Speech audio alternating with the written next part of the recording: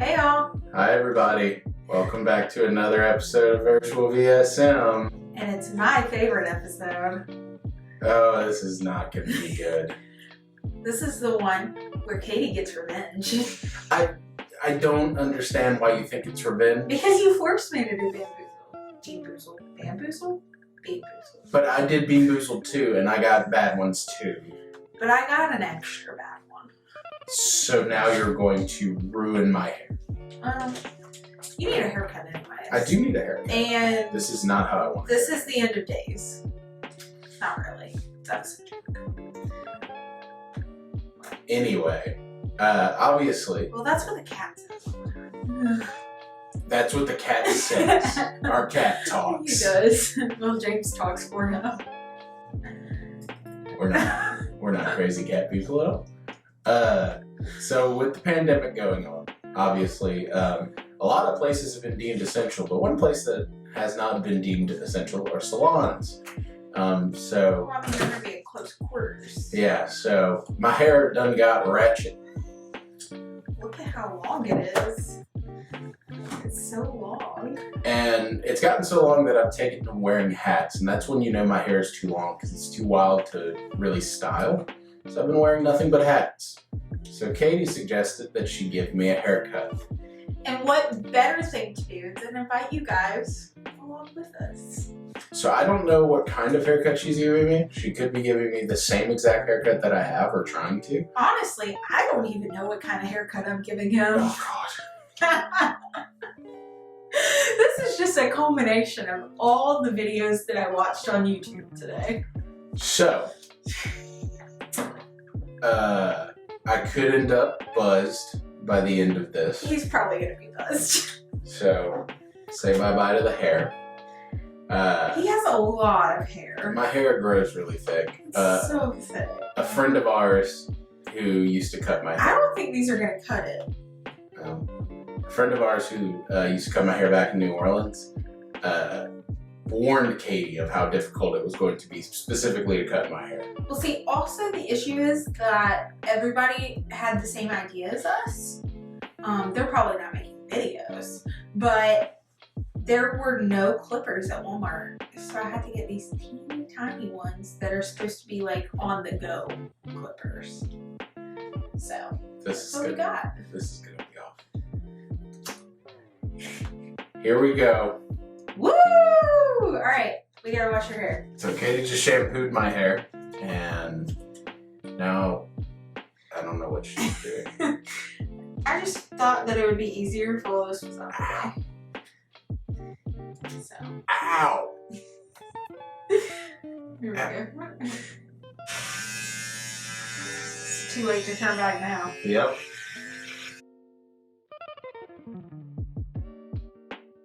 So far, I feel like this is going pretty good. I'm glad. I'm glad that you so far feel like this is so far going good so far. I mean, you're missing a good chunk of hair back here, but that's the point, right? Good hair though. I can't see it, so. I mean, it's pretty short. Feel it. No, I'm good. I'm good. I can actually feel a breeze. It's pretty short. I can like feel the air blowing on part of my head. Oh, see, now if I had cut it like that would have been good. Don't you just love when you go to the salon and you're getting your hair cut, and after already cutting your hair, they're like, oh man, I should have done this.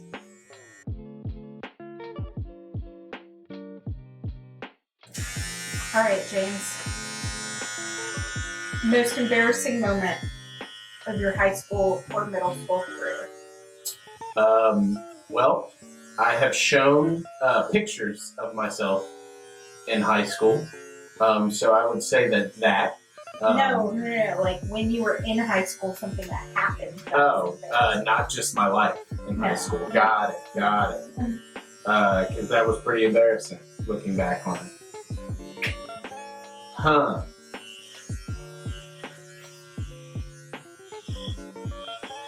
So there's one time, so my church, growing up, had these like railings in front of it. And like before and after church, we would all hang out and kind of like sit on the railings. And I was like in 8th grade, and I thought it was really cool. And I would always like jump over the railings. That's the mark of a cool kid. As the mark of a cool kid in 8th grade. I was super, super cool. And so this one time we had like a youth rally, and I like played drums for it.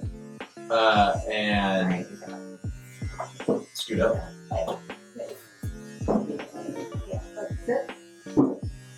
No, there you go. You did a bad job of explaining what I needed to do. So anyway, I went to go jump over these railings. There was a ton of people there because we just had a youth rally. I just drummed for it, and being in 8th grade, maybe I was a freshman. Either way, I was either in 8th grade or a freshman.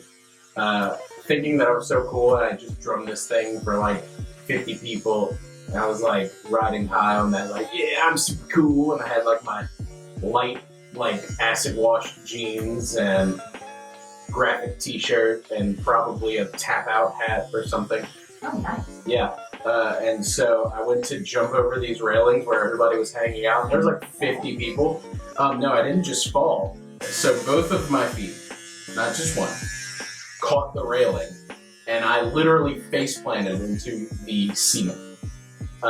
And immediately, like the senior guy who was way cooler than me was like, "You okay, bro?" And like, helped me up and like dusted me off.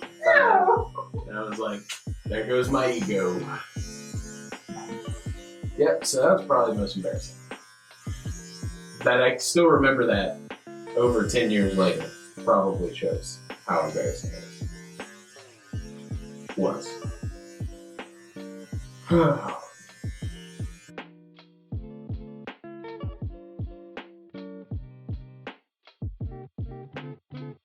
What was your most embarrassing moment in high school?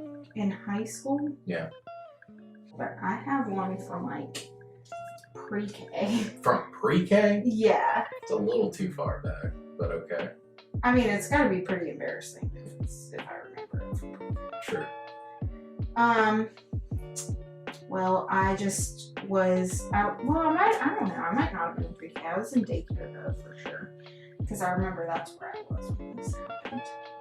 But one day, the discrepancy here is that my mom said that I really wanted to wear this pair of pants. I say that my mom forced me to wear this pair of pants, okay? Okay. But basically, my pants, we ran out for recess, and my pants hit the floor. And I was pantsless at pre-K. That sounds like a Panic at the Disco album. Pantsless at pre-K. Pantsless at pre-K.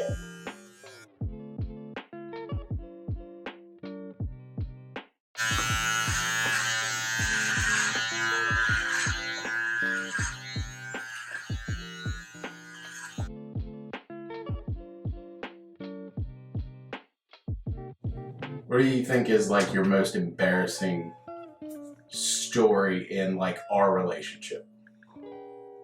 Like to do with her? Yes. I have one that doesn't involve me, but it's making fun of you. Wow. Actually, I have several. They all have to do with vacations. Oh, jeez. Katie's really bad at booking vacations. So this one time, we got married and we paid for our wedding out of pocket. And we didn't go on a honeymoon, a traditional honeymoon. So at our 1 month anniversary, we decided that we were going to go to Pensacola because Katie wanted to go to the beach. I hate the beach. I didn't want to go to the beach. But I figured I'd take my new bride to the beach. I let her book the Airbnb and pick when we were going. And so she picked and booked it, and then we went. And guess what? Turned out it was in the middle of a tropical storm. So we literally stayed in our Airbnb for 3 days and did nothing except, ow, that hurts. Except go to a really sketchy escape room. That was super sketch. That was.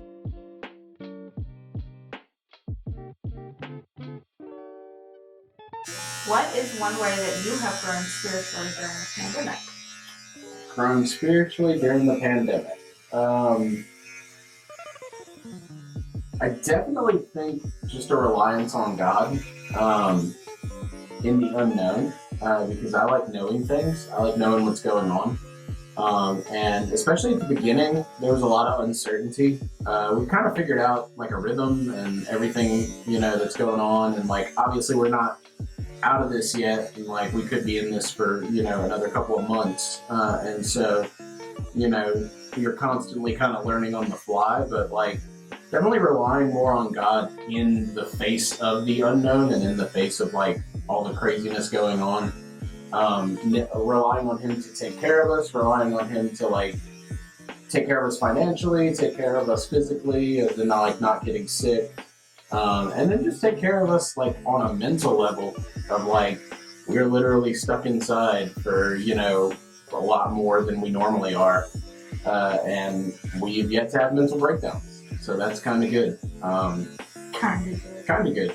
But yeah, no, I definitely feel like my reliance on God in the face of the unknown has grown, to where the unknown doesn't seem as scary anymore, because this was a huge unknown for like everybody in our entire country, and the Lord has really taken care of a lot of people, especially in our church and in our sphere of influence in us personally. So see, it's not that bad. It's not.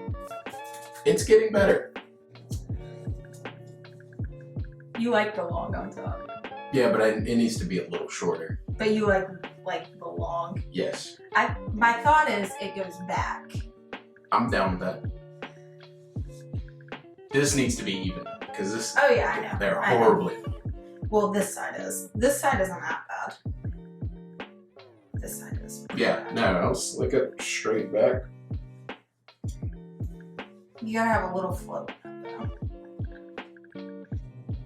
Honestly, for me, it's a little hard to answer that question. And the reason for that is because a lot of what people are experiencing right now is what I experienced this time last year. And the fact that like being stuck at home, uncertainty, there were a lot of times where this time last year I thought it was never gonna end. And so for me, I guess it's been easier to face this because it's not that different from what I already did. Right. So you're talking about with my postpartum. Yeah. So honestly, I wouldn't say that I've really struggled too much. I definitely would say that I've definitely had to trust that the Lord is going to take care of us financially. Because that's been an unknown for everyone. Yeah, that was especially at the beginning. Yeah. Really big on that. And so for me, that's I like to be in control, and if you do Enneagrams, I'm a 6, and so I do not do well in uncertainty, and I want control over everything, and I get really anxious about that kind of stuff. And so the idea that it's so awake. Yeah, our Lennon is chattering in the next room, even though she should be asleep. She's just chattering away.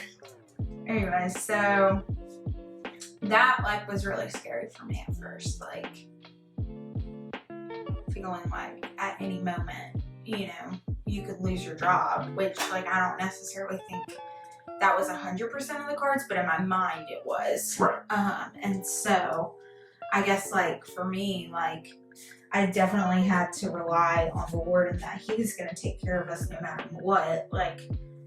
We've had so many situations, and He reminds me of things that have happened in the past, and how He's taken care of us through that. And because there have been so many times in my life where things were uncertain like that, and yeah. I think that is for everybody. And so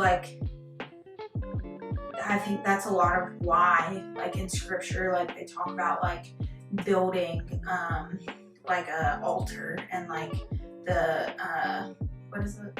That's what I'm thinking about. The Ebenezer? Yeah, building the Ebenezers, because like you can look back and remember like where the Lord brought you through. And so like for me, like him reminding me of those things, like where you come from is not where you're going. Yeah, and so like it reminds me like, okay, this happened and he brought me through this, and so I'm gonna trust him to do the same again. Yeah.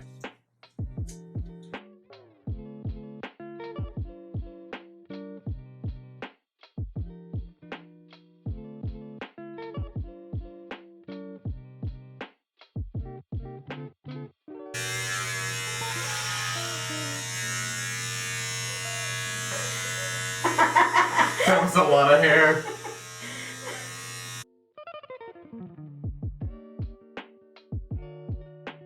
This was a mistake. What? The hair? Put in your hair. Yeah. Yep.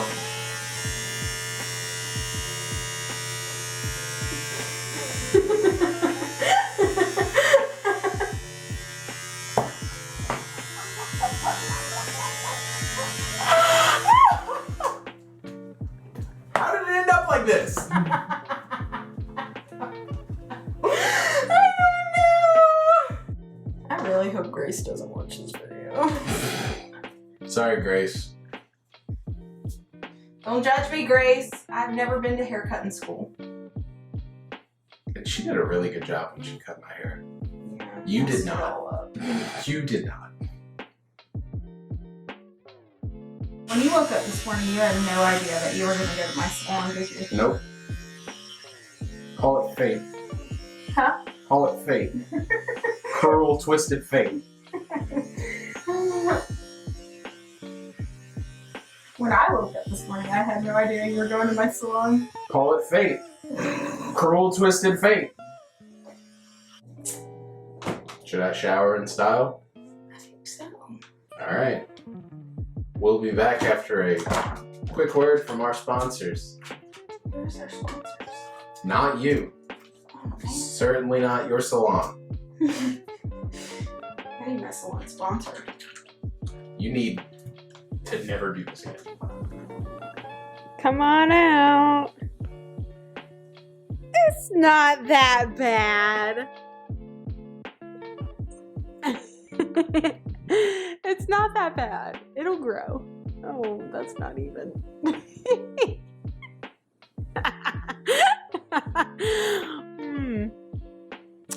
I mean, you know, it could be worse. That's what you need to keep in perspective. It could be worse. It could be a lot worse. It could be.